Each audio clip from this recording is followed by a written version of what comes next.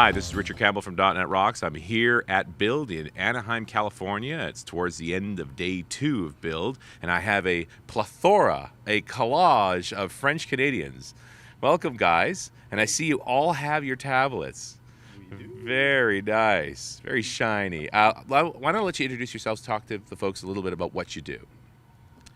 Thanks, Richard. My name is Etienne Tremblay. Everybody calls me ET because I have such a nice, beautiful French name, and nobody can say it well. So I go with ET, and everybody can get that. And no, I've never heard the joke ET phone home. You know, never heard that.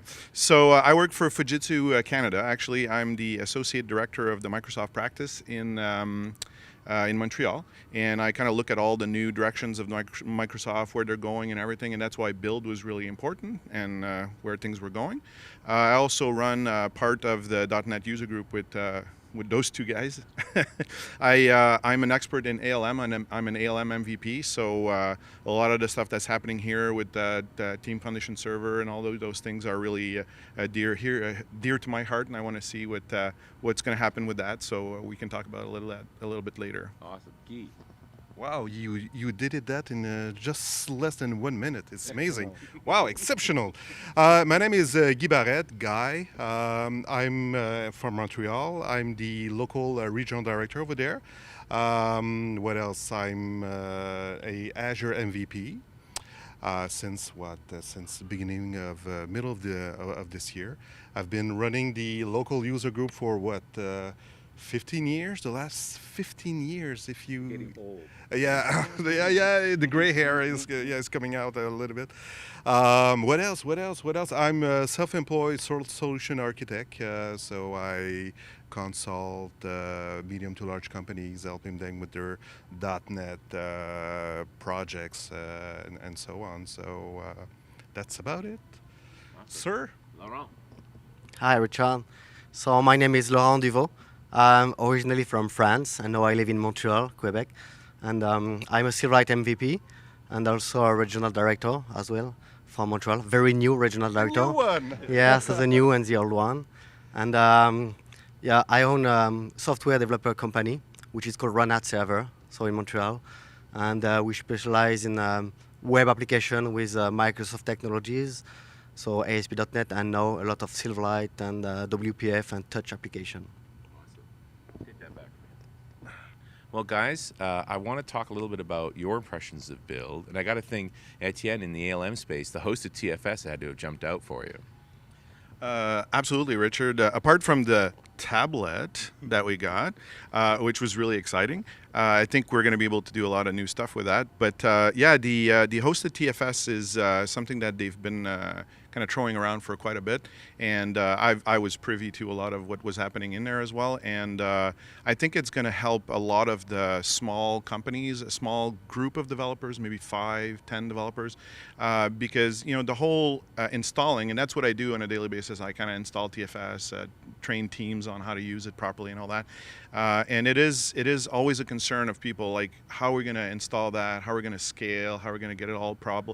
So the hosted TFS is a really interesting endeavor for Microsoft, because they've never really had a hosted software development kind of infrastructure. So it's going to be interesting to see how it evolves.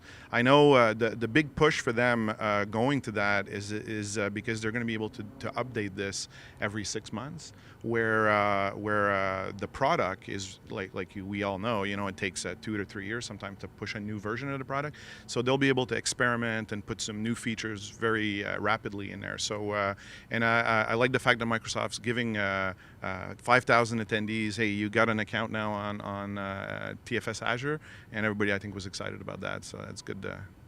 Yeah, it's awesome stuff, and you definitely feel like they're stepping it up bit by bit, these cloud offerings. Guy, I mean, you make a living as an architect, and you've got a tablet now. Do you see your customers thinking tablet? Is that actually an opportunity for architects like you?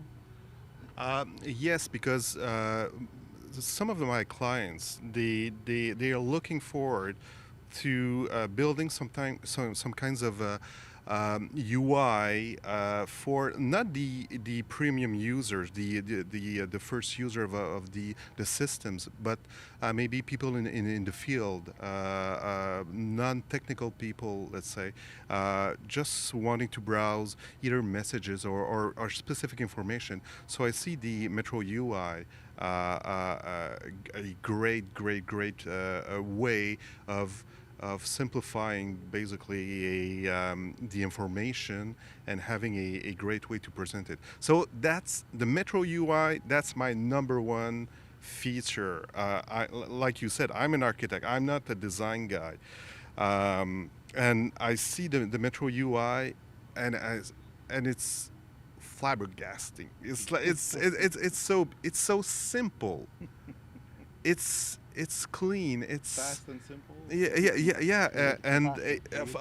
Fast and fluid. Oh, people at home should drink a beer now. Well, that's an inside joke. It's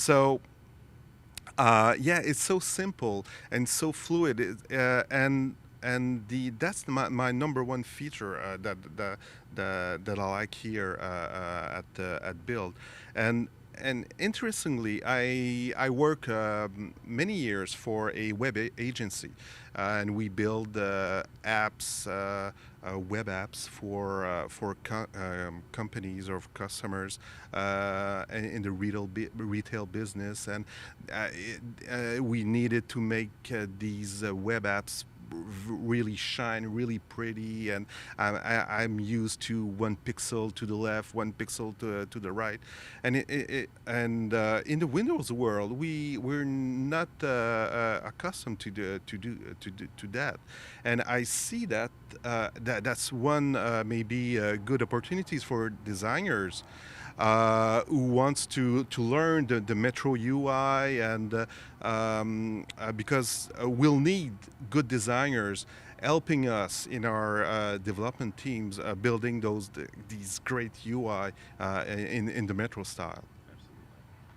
Thank you, Guy, and I completely agree. I think it's a whole new set of opportunities for us to start working in the Metro look of things.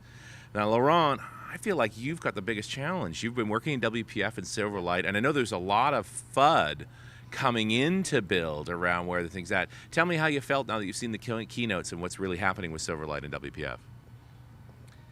So to me, at Build, I think like everybody, I was very patient because Microsoft has been very silent for a few months, but I think we were rewarded because I see that we have a lot of options for developing application for this new Metro style.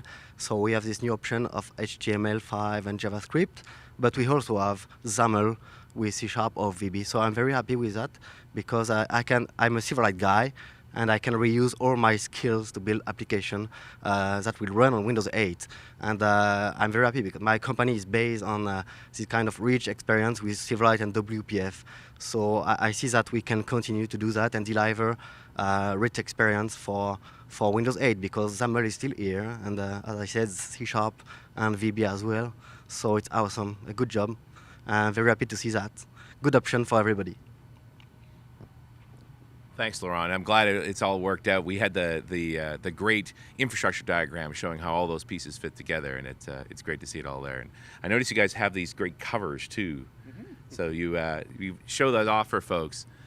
Apparently, these are made from old conference banners, old Microsoft conference banners, and they had them made into covers. So sort of a recycling effort, and they're all different because they're different pieces of banners. I managed to find one that actually said Microsoft on it on mine. But been a great build so far. We've got a couple more days to go. We'll see what comes out of the rest of it. Thanks so much for talking to us. Thanks, Richard. Merci. Thank you. Merci.